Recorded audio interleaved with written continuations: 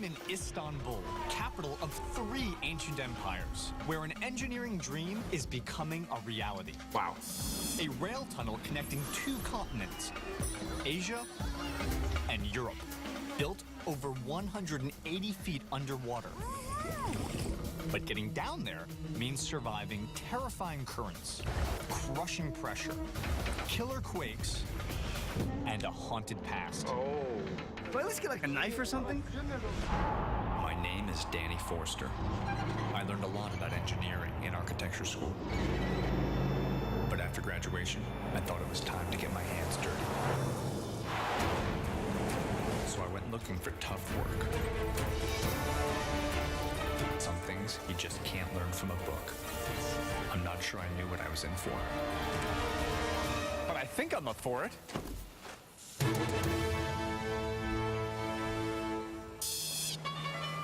Today, I am gonna dive 20 feet below this murky, creature-infested water. You know, sometimes when you say you can do something, and they're like, "Oh, can you dive?" And you say, "Yeah, totally.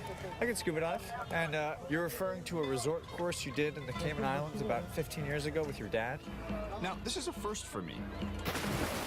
An underwater construction site. Let me explain what I'm doing here.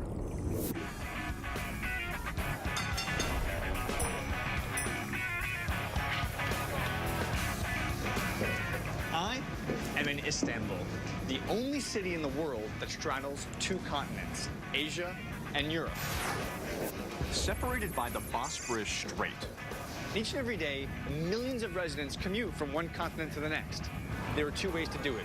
You got a bridge, or you got this, a ferry. Turning this city into traffic madness. Okay. Turkey's solution? An underwater rail tunnel between the continents. It's what's known as an immersed tunnel, where tunnel sections called elements, each as big as a 40-story building, are built on land, towed out, sunk, and attached like Legos on the sea floor. 11 elements in all. Now that's difficult enough, but here's the rub. This is one of the most treacherous job sites on the planet, the Bosporus Strait, a notorious ship graveyard with a deadly past that's come back to haunt them. I'm here building one of their massive tunnel elements. To find out how engineers plan to conquer these waters, and to find a way down to the seafloor, becoming one of the first people to walk on the bottom of the Bosporus. Gross. Gross. As an architect, I've never been on a project where the exterior form mattered less. A concrete box that's pure function. An engineer's dream assignment. Good morning. Good morning. I'm Danny. I'm Steen. Steen, nice to meet you. So we're heading out to see the next element that's going to be submerged? Yes, we have one element down on the bottom already now, but we are planning to have the next element down in the near future. With some of the biggest immersed tunnels under his belt, Steen is like the Yoda of aquatic engineering. Typically, on construction sites I've been on, they pick a site, they build a fence, and they have their small controlled area. Your construction site is in the middle of the Bosporus Strait. Working in the Bosporus is, of course, the biggest challenge we have here, because water is unpredictable. You have to respect nature. Water is a friend. If it works together with you, it becomes an enemy if something goes wrong. We try to always have the water as a friend. That's it, the immersion pontoon.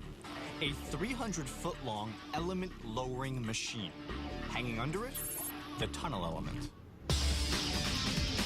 Welcome on board. Thank you. Nice to meet you. I see you're not properly dressed. You better take this life jacket. Thank you. Thank you.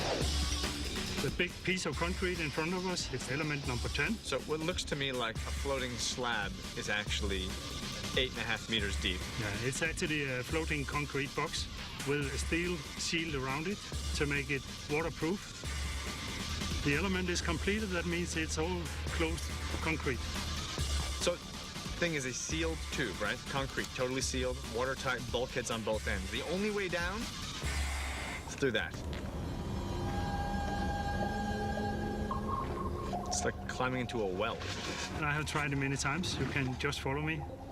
Should we make a wish before we go into the well? Okay, no problem. So what are you wishing? To get safe back? I was hoping to come back out of this thing. Klaus! Are you coming? Are you okay? I'm okay. It's dry and safe. All right. I'll wait for you. Oh, boy. Let's just be clear right now.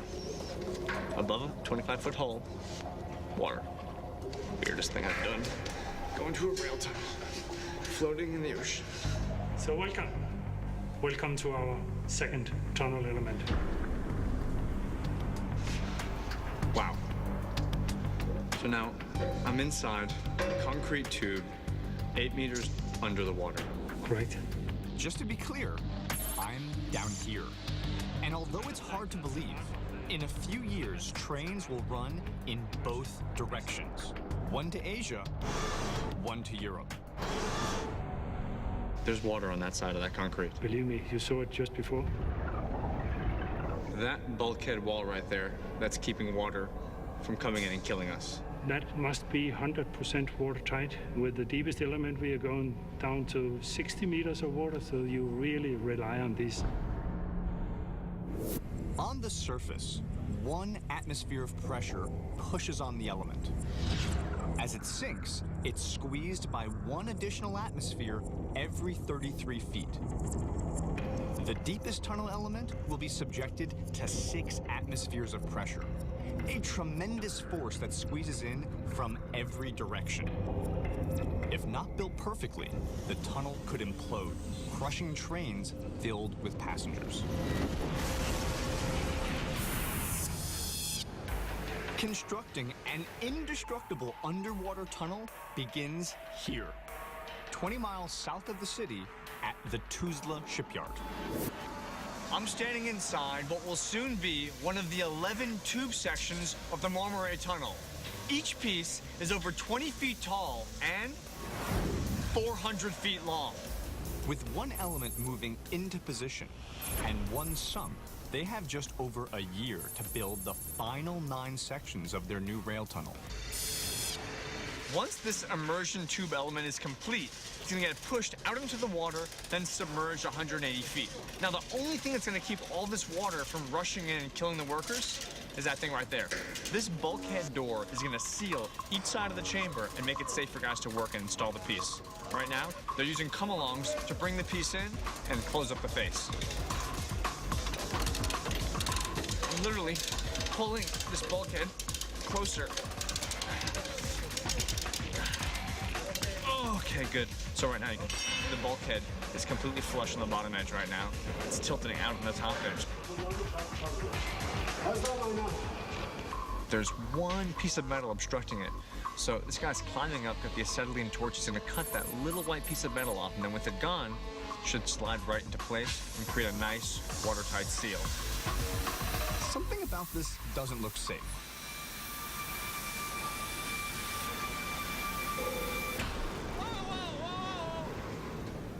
Oh. So that little metal piece that was in the way before was actually not in the way so much as it was holding the piece up. And when you burned it off, the entire bulkhead door it was like it was gonna come down on me like in a cartoon. That was scary. Thanks to the crash, the bottom is now out of alignment. This corner right here, pretty simply, needs to go right there. And it can't be a little off because that seal has to be so watertight that when this thing is over 150 feet under the seawater, nothing gets in. They just about got it. I have to learn the word for pull more in Turkish. Done. Okay. You did it. Well, that's it. Thanks to all of their work and my 7 pulls, this bulkhead door is in place. Final step, weld it nice and tight and get a water seal joint all the way around. The Bosporus Strait is full of deadly surprises. Straddling one of the most active fault zones on the planet, it's been over 100 years since the city took a direct hit from a quake, and scientists say they are long overdue. A a big quake could liquefy the sea floor, collapsing a nearly mile-long tunnel tube.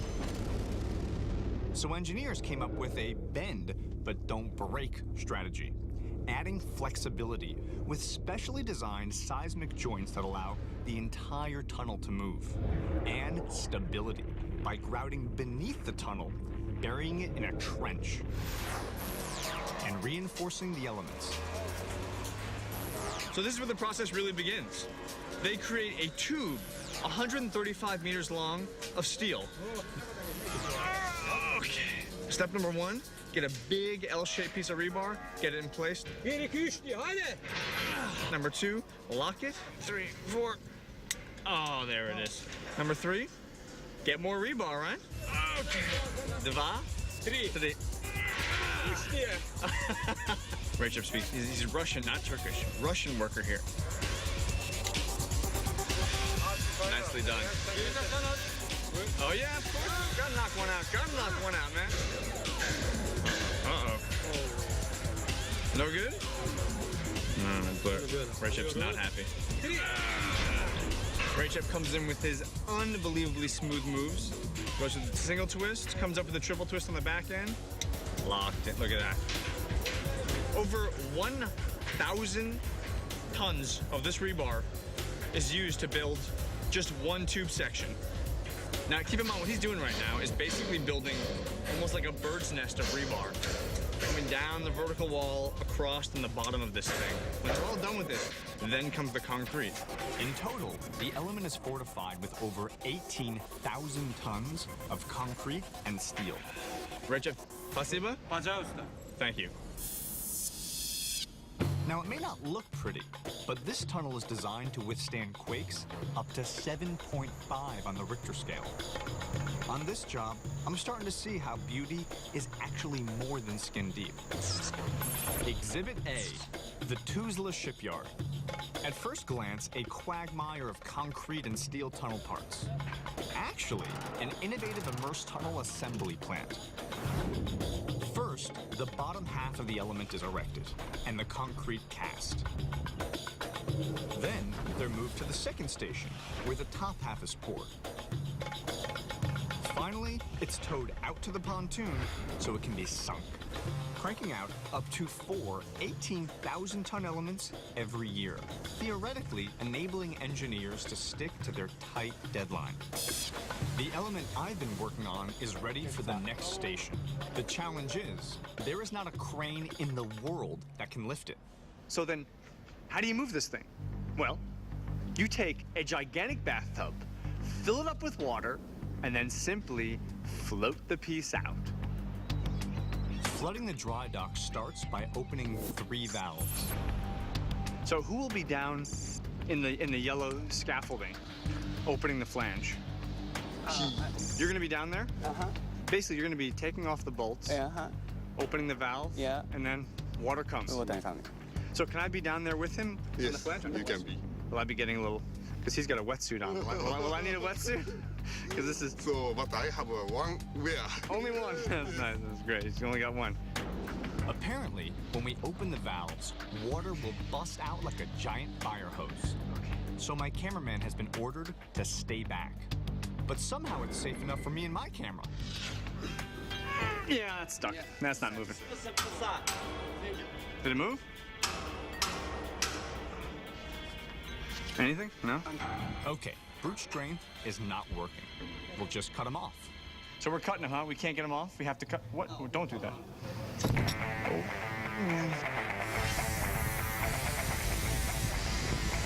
Oh, that's that. Yeah, look at that. It's off. We got one off. Nice. Oh! He's basically just killing the bolt. So for the last bolt, what happens now? Water will come. Water's coming out already. The water is boiling. Can you imagine how much pressure is behind this wall, pushing on it, trying to get through?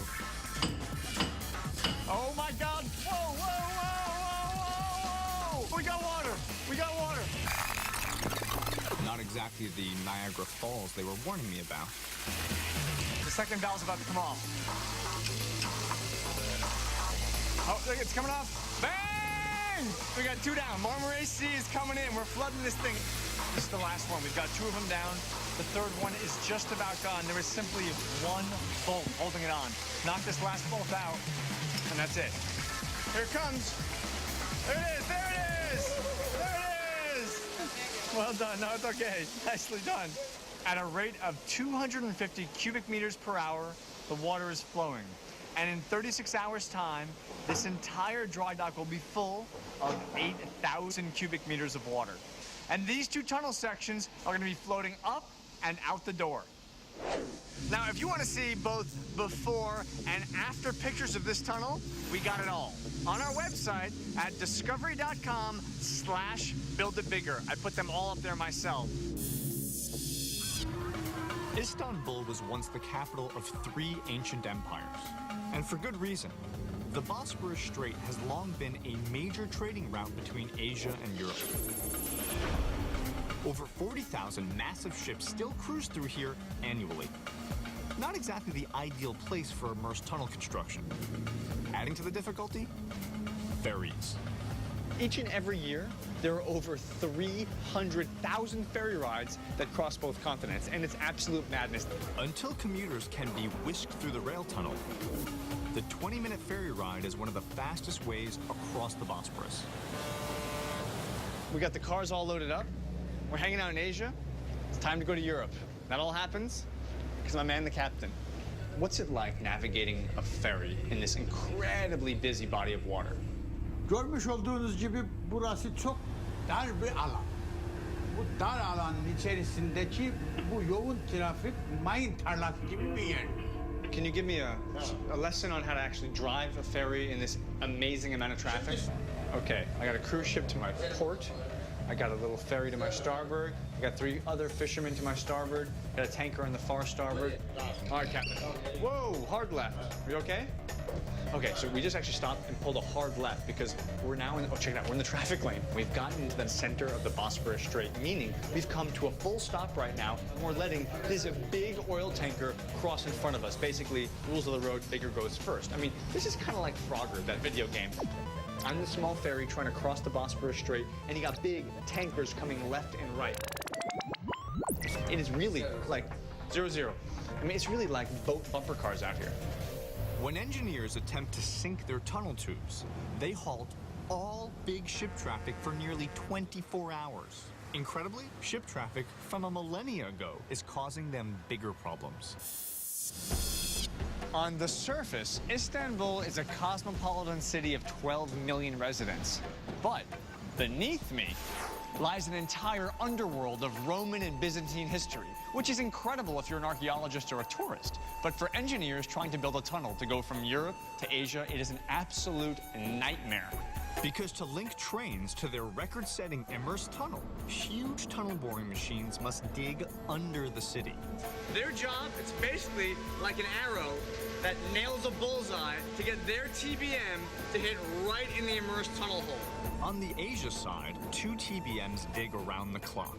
But on the European side, Work has come to a screeching halt because of something they discovered in the soil. What was it? One of the most important archaeological sites in history. they've literally run aground on an ancient harbor with thousands of priceless artifacts. Not a single inch of tunnel will be bored by the TBMs until this entire archaeological site is completely recovered. So how long is this going to take? When it comes to the archaeologists, they say that no, time is timeless. We cannot give you time because we don't know what we are going to encounter. It changes according to the findings. Their most amazing discovery? A graveyard of ancient ships, remnants of a killer Bosporus storm that wreaked devastation over 1,000 years ago. I'm Danny. Danny, nice to meet you. I'm Jamal Pulak. Jamal, how are you? I'm just fine, thank you. This is a huge discovery. Yes, it is a huge discovery, and since we have about 23 shipwrecks discovered so far and many more to come, this is the largest site that's been excavated for shipwrecks. And these are being found for the first time from the medieval period, from the Byzantine period. Ever. So can you show me some of what you're doing? I mean, what does an ancient, 1,000-year-old ship look like that you found here in the soil? You might not realize it, but this crater in front of us is a shipwreck. That's a ship right here. This is a shipwreck. That is the hull of a ship. You can see it's quite long. Yeah. This is a galley. That's probably going to be about 100 feet long, I would think. Massive ship. It is massive. It would have had at least somewhere between 20 to 25 rowers per side. So there'd be 50 rowers, 40 to 50 rowers for the entire vessel. So this is where you have the guys in the seats and the guy walking around with the whipping them, saying stroke, and they pull. Yes. So what are we going to find in here? Now, we're going to be going down to look at this 9th century shipwreck that we just started excavating. Oh my, this is, wow, like a complete ship. This is one of the best preserved ships that we have here. This is a merchant ship from the late 9th century. Over 45 feet long, its round design allowed it to carry heavy loads, like stone, grain, and wine. We have to be very careful with how we excavate, try not touch anything that can give us the slightest bit of information. The wet earth has kept these ships from decomposing. But once they're exposed to heat and sun, they quickly wilt, losing valuable details forever. So the race is on to dismantle and preserve each and every piece. And in fact, if we move down to the far end, we can see Sheila and Asaf getting ready to remove one of the pieces. What we're about to do now is there's a frame down here. This piece right here. Yeah, and don't step on that, actually. Okay, we're off to a great start. Okay, well, won't do that. Yeah, I'll have to warn you about this. Okay, Yeah. you want to move some wood? Yeah. So what do I do? Squeeze in there on your knees. This is kind of yoga-like. Yeah. Okay, so I'm here. In the middle or on the end? This is the one, that's the crack we're worried about. So we gotta keep that together. Yeah, I'm going to hold this, be pushing it together. Okay, now raise it up. Straight up. Slowly, slowly, slowly. Slowly. That's good. Not so fast. Okay, there we go. That's it. And Asaf, can you grab this so I can take my fingers out? Okay. Yeah, actually, I think I can. All right. You down? I'm down. Okay, good. Okay, so we got one piece out successfully.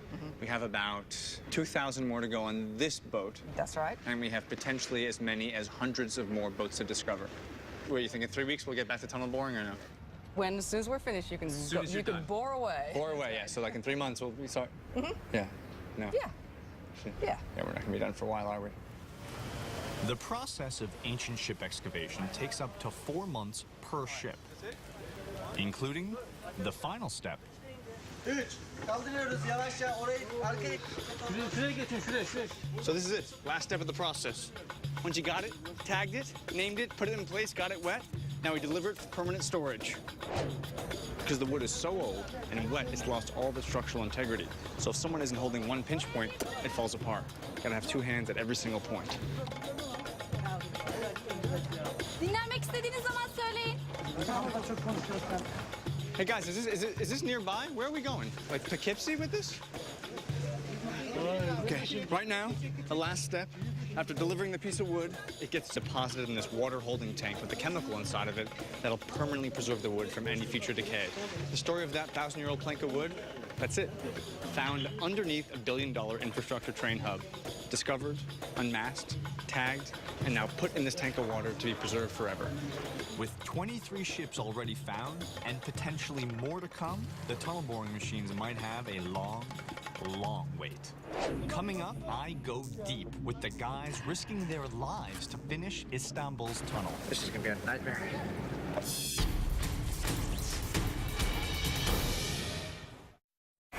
Just outside of Istanbul, on the immersion pontoon, engineers are running a rigorous battery of performance tests on the next tunnel element. And right now, I'm inside inspecting the special equipment that actually controls the sinking. And so that's it? That's the ballast tank? That's a ballast tank. That's the heart of the whole immersion operation. There are 5 tanks on each side for a total of 10. Water comes through the pipe, into the valve, and then basically fills your 10 swimming pools. That's right. I mean, not to be crass, but you basically have 10 dumpsters Yeah, lined with rubber. exactly. And you can control the amount of water in each of the 10 tanks, either putting in or taking out to the liter. Correct. By controlling exactly how much water goes into and out of every one of the 10 tanks, the element can be manipulated very precisely up or down. The whole immersion is about controlling water. It be current in the surface, it be water inside the element in these ballast tanks. Bosporus is full of surprises. It's all about the water. Basically, whatever the water says, you do. Yes, that's right. Amazing. Up top, they're ready for a critical test. As it stands right now, the element is held up about 10 centimeters by all 4 winches. In order to test the winches and make sure the element floats, they're going to drop it. If you look over there, you see how actually the weight is taken by the heavy winches in these blocks over there. So they're holding it up. That's holding it up. And in just a minute's time, they're going to release. They're going to pay out wire. If the test is successful, the element will float on its own just a few inches lower than it is now. Number 2 is paying out. It's really heavy, slowly, slowly. But if the winches don't work, or the element starts to sink below the surface, they'll need to bring this entire unit back to the dry dock, costing time and big money. Oh, look at that.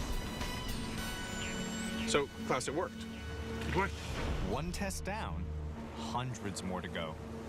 Why is it so important to be testing everything out here in the staging area before you actually head into the Bosporus? Because as soon as you are in the Bosporus, time is very limited. We know by experience that the current can change so fast. So you have to be dead sure that everything is simply functioning.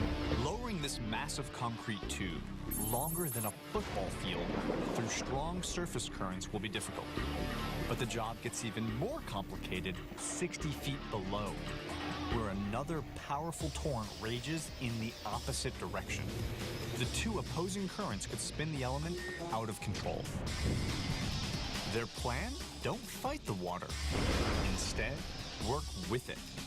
The element is turned into the stronger surface current, like a ship's bow into the wind. Once it descends into the slower bottom layer, it's turned into precise alignment. If not for the ugly concrete exterior, I might call their plan elegant. A perfect mixture of engineering know-how and heavy construction. An elite team must also follow the elements through those gnarly currents. Armed with only a pair of flippers, the divers. So I'm back at Tuzla at the shipyard, and it's been about a day and a half since they started flooding the dry dock, and I think they're ready to start diving. Dry dock is just about full. Both of these elements are now floating. The next challenge is to get them outside of the dry dock. How do you do it? Take this wall and remove it. The problem is the bolts located for this wall are down there. Our job today, we will open the gate. Now you're going to be cutting off a bolt? Yes, we cutting off bolts. This is all going to be underwater? Yes, we can speak. Welding underwater? Welding underwater, cutting underwater. Everything is possible in under the water. Possible, but potentially deadly. Industrial divers like Ali have one of the most dangerous jobs in the world. Can I dive with you? I mean, you can't dive with us, but maybe with a snorkel, you can. I wish you can watch us because visibility like 1 meter here. So why can't I actually go down with you with the scuba gear? Have you got a license? Yeah. Okay, this time is okay. You can come in with us. Yeah. Are the jellyfish going to get me? You need face mask. Face mask. I mean, you don't need, but you need carefully for it because if it's touch your face, it's not good. That's not good for you. I can tell you. Have they ever gotten you in the face, the jellyfish? Yeah, I mean, sometimes. Not really, but it's not. I saw this kind of one jellyfish the first time in Istanbul. Yeah. This red one. Yeah, I saw that too. Yeah, I haven't an idea about the red one. You don't know about that one? Yeah. Could be lethal. I saw first time here. We're gonna go scuba diving, and we're gonna do welding and cutting underwater. I didn't even know that was like possible. Let alone safe. Oh, they're gearing up. They're getting ready to gear up. All right, time to get geared up. There's no more stalling. We actually gotta go diving now.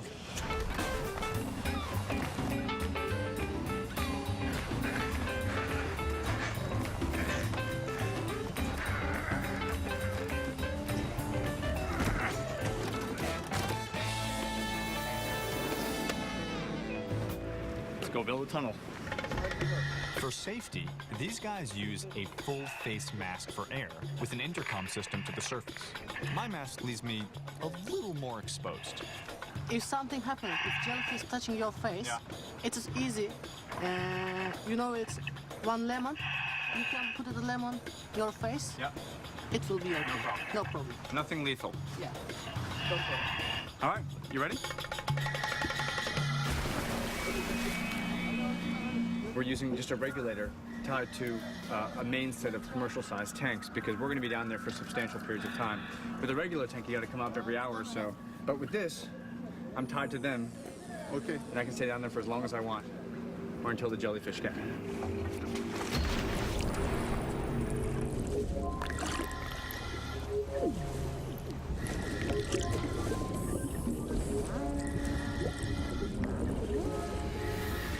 Just 1 second.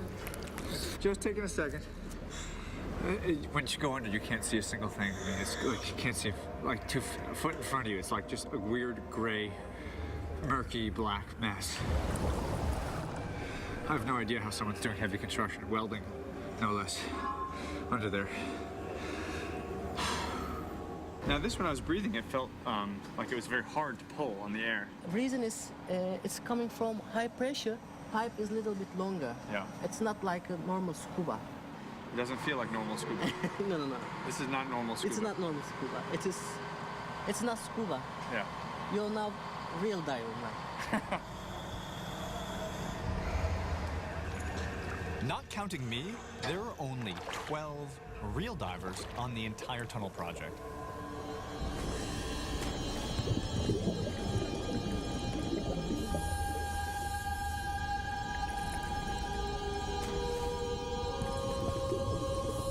There he is.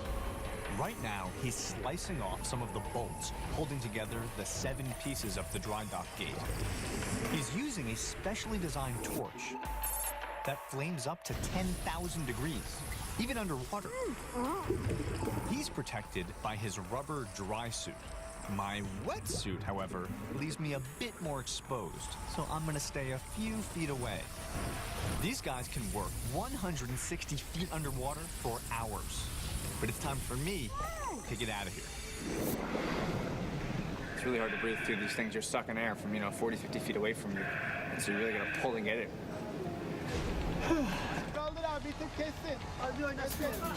All the underwater welding is done. Pieces are complete. The crane is now attached. This is it. Here it comes. Here it comes.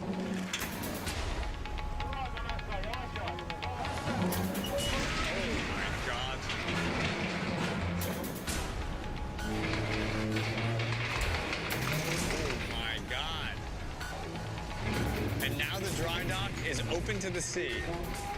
15-ton piece up from the wall, hanging in the air. Check this out. We're picking it up and just putting it right over there.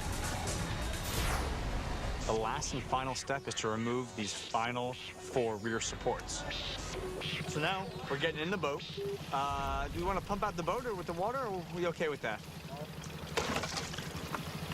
Here, I'll do it over here. That right there is the rigging spot. When the crane's ready, they're going to swing the cables over. We'll attach the rigging right there and take this piece up out of the water, put it to the side, and clear the way for the element. Like this? Yeah, okay. Is it going through? Okay, it's one side. All right. Rigging is set. Crane is now ready to go to lift this piece up and out of the water.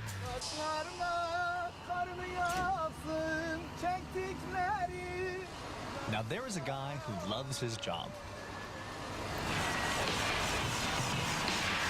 There it is. Check it out. You can see it's coming up. Now floating a bit, rocking back and forth, and there she is, coming up out of the water. I mean, it's huge. It's just huge. Look at it. I mean, this is a massive piece, halfway buried, 35 feet underwater, and there it is. Look at it. Just picked it up like it's nothing, put it to the side. 2 down, 2 more to go. Good? Take it up. We're ready to go. God, these things are huge.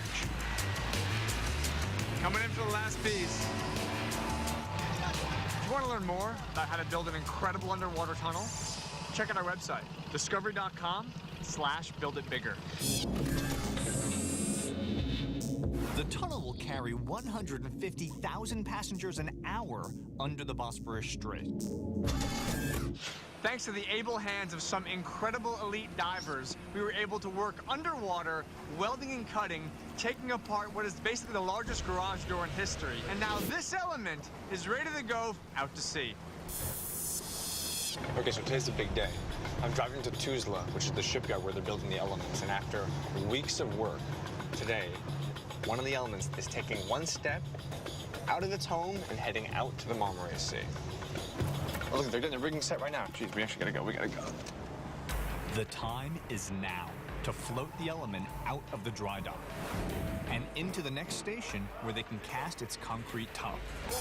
But for this 440-foot-long beast, months of their hard work must swing perilously close to the side. Remember the last time you took your dog for the walk?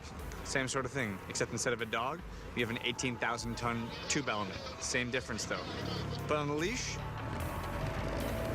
put on the tugboat, go for a walk, baby. We are ready to go. Tugboat's got it?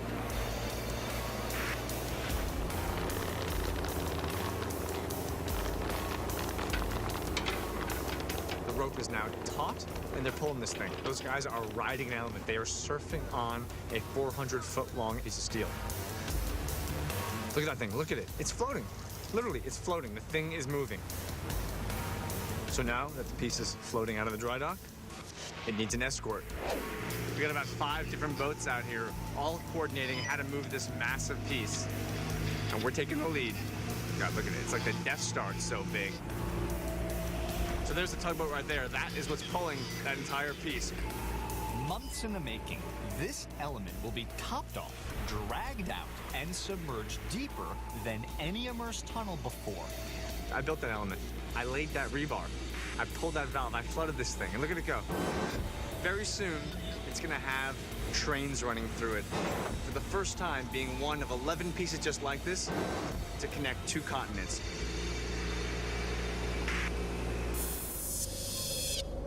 Right now, the first element is already sitting on the seafloor. Unfortunately, that yellow pier is the only way down. It's aptly named the access shaft. This is the connection bridge that takes us from the jetty over to the access shaft. Yes, it is. So that's it right there. That's the access shaft? That's the access shaft. Do you have any advice for someone who's going to be going into one of these for the first time? Because really, I've never been in anything like this before in my life.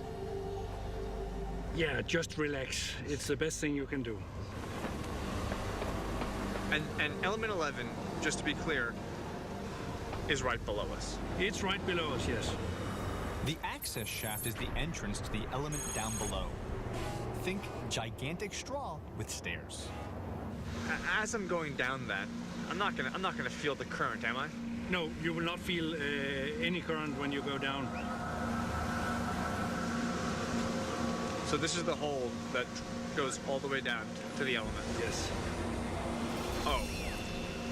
It's gross. Gross. It's like a... So you're climbing down, you're going down, all around you is water, is pressing on you the whole time. When you finally make it down to the element, you'll be in this concrete tube, basically a marooned submarine. There are atmospheres of pressure, water, wanting to push in and crush the thing inside of you. This is gonna be bad. It's okay. Let's do it. 4, thank you. We're going down, 4? Okay. We just got the go-ahead, we're going down. I'm about to walk where most people have never walked, on the seafloor. Let the claustrophobia begin. There goes the sun. You hear that? You hear that noise? This is where the water is. On the outside of this steel plate. Thank goodness. The water is there. I'm happy it's on the outside. 10 meters, 30 feet. Hopefully it will stay there. 36 feet below the water. And now you can see as we go down, the steel structures become stronger and stronger. Thicker and thicker. Thicker and thicker, yes. Oh, I like that. In case something should happen to the upper part, a ship collides or anything like that, all these bolts will give in and the upper part will disappear. So the idea is that the tube is actually made up of two solid pieces of steel. That's correct. And if a boat were to hit it, it's designed to snap in half. And it shall snap here, not later down. And then the people are safely stranded at the bottom of the Bosphorus. Yes. Sounds like an awesome fate. So right now, at 96 feet below the water, I'm descending into the element. This is no longer the access shaft. This right here, this what I'm touching, this is the roof of the element, number 11. And right now, we're going into it. So, right now I'm standing on the bottom of the Bosporus Strait. That's the big moment for both of us. First time for you, first time for me. We're now at the bottom of the sea. This is it. This element that I'm standing in, this is it. This is sitting like a sunken submarine on the seafloor. Exactly. So there's only one thick steel plate between you, me, and the water. Oh man, I wish you hadn't put it that way. This element already ties the world record for depth, and the next 10 sections to come only get deeper. Just want to be clear, there's a really big difference between being inside of one of these at a shipyard and being inside of one of these on the floor of the Bosporus Strait. What is it like to be a part of this project? But it's so amazing. I mean, to be part of a 146-year-old dream and then help Turkey to make it true, it's so nice. You can't get a better job than what I have. But this is what engineering is all about, isn't it? You can see that a result comes out of your daily work. It's not only paperwork, it's not only drawings. It's concrete, it's steel, it's a little bit dirty, it's water. That's what we like. Walking down here, I now see the true beauty of this design. It's not about how it looks, but rather how the incredible way engineering and design come together to conquer the obstacles of underwater construction, bringing two continents much closer together. I mean, it's really amazing. It's unbelievable. Can we get out of here, please? Yes, this way, please.